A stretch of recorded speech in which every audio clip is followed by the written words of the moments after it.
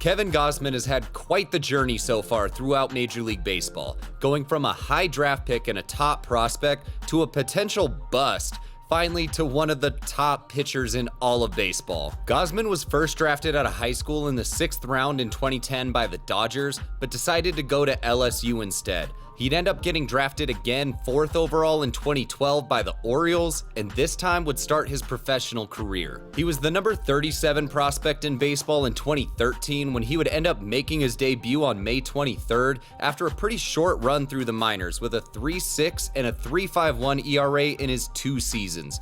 But this is where Gausman's story really begins, because the first chunk of his career was just an up and down roller coaster. From 2013 to 2019, Gausman put up a 4.3 ERA, good for a 99 ERA plus, and a 4.12 FIP over 925 2/3 innings, which had him basically as your average pitcher in the majors.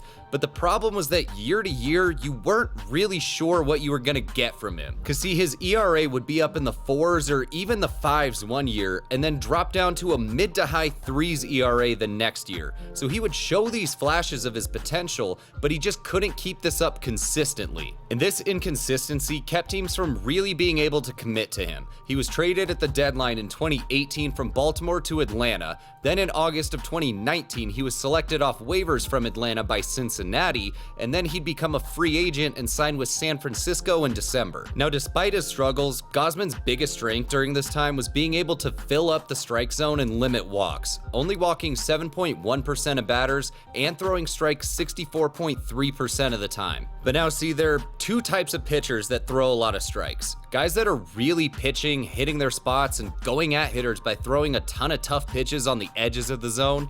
And there's guys that are more okay with pitching to contact and making the hitter have to beat them rather than really walk anybody.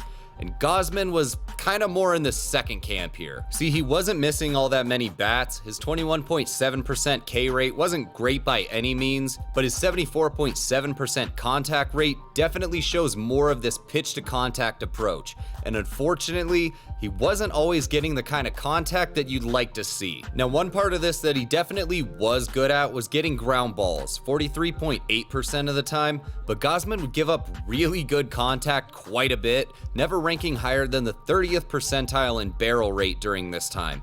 And this was enough to swing things way more in favor of the hitters. He gave up a 268 average, 3.3 home run percentage, and 9.6 homers per fly ball. So hitters were getting the better of him despite the talents that he definitely did have. But really, there was just a couple things here that Gausman needed to change that were well within his control. The first was that even with how much he was filling up the zone, he really struggled to do it early, only throwing first pitch strikes 58.4% of the time, so he was putting hitters in favorable counts more often than he should have been. And the difference between 1-0 and 0-1 is huge. Now, the second issue was really having that swing and miss, put away type secondary pitch that he could trust. And this was always his splitter, he just wasn't using it as much earlier in his career. His first season in 2013, he threw his fastball 63.3% and his splitter 20.6%. And we saw this slowly start to change up until 2019,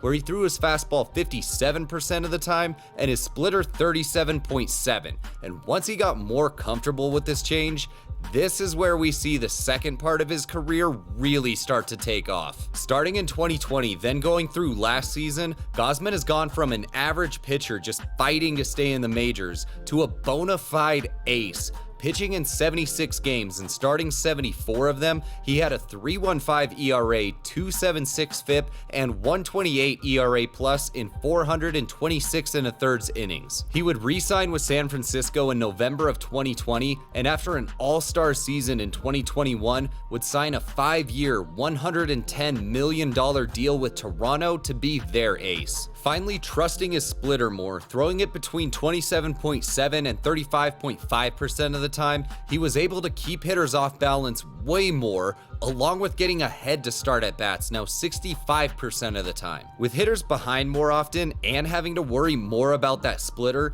they weren't able to hit him quite as well as they had been, with his average allowed dropping down to 238, home run percentage down to 2.5, and only allowing 7.3 homers per fly ball. But But now hitters weren't having a tougher time because he started living out of the zone way more or anything. He still attacked the zone, throwing strikes 68.8% of the time, and he only walked 5.4% of batters. It's just that by trusting his swing and miss pitch more often, he's getting more swings and misses. Gausman has always had pretty good stuff, and you could see this even earlier in his career when he was struggling, with his whiff percentage peaking in the 69th, nice, percentile in 2016, and his chase percentage peaking in the 99th percentile in 2019.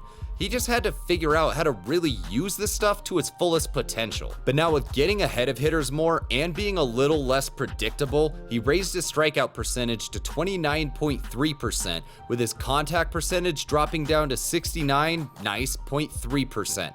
So just plain and simple, he's getting hitters more off balance more often and making it way harder to square him up as much, let alone to just get a piece of him. His whiff percentage reached up to the 85th percentile and at its lowest was in the 75th percentile, and his chase rate was in the 73rd percentile in 2020, then the 92nd and the 99th in 2021 and 2022 respectively. And now here in 2023, Gausman has thrown 115 2/3 innings with a 3.03 ERA, a 2.46 FIP, and 1.38 ERA plus in 19 starts, continuing to put up top-tier numbers as the ace of this rotation and making his second All-Star team. He's still throwing the splitter more at 37.5% so far this year, and just continuing to lean into this new approach on the mound has him up to a 32.6% strikeout rate that's in the 95th percentile, while still only walking 6.2% of batters in the 83rd percentile. With this kind of stuff and aggressive approach on the mound, hitters are still only managing a 233 average,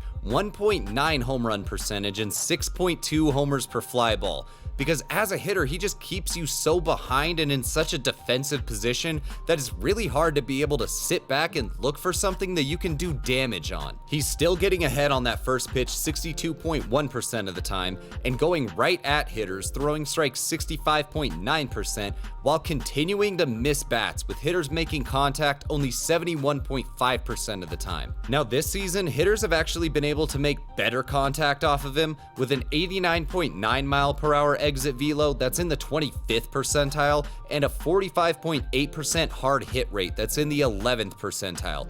But Gausman has been allowing so few base runners with a 1.133 whip that when he does get hit hard, there's very rarely anybody on base for it to turn into a big inning. Gausman has had to go through the ups and downs of Major League Baseball, and he always had the talent to be a very good pitcher in this league.